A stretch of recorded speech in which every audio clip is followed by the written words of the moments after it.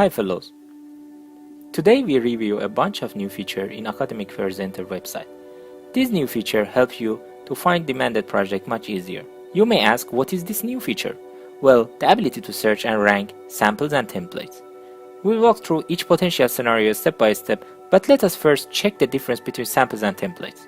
Samples are separate from templates as they have designed for different purposes.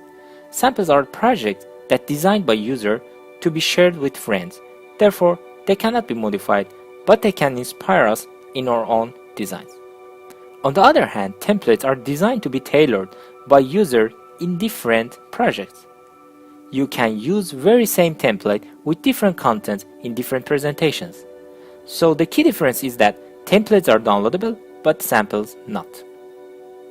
Now to see how to rank and search, we go to the Public APs page.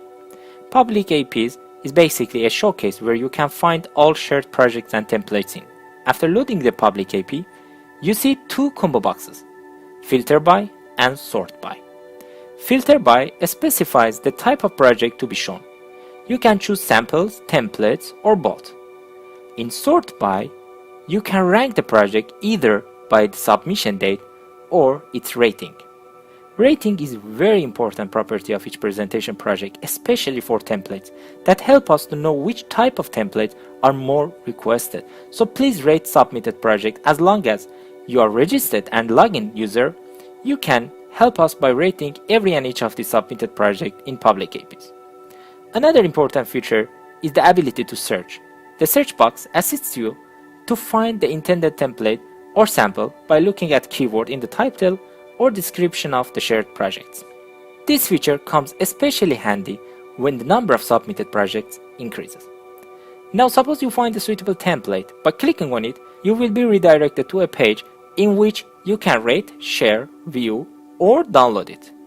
The downloaded project can be opened by Academic Presenter offline software.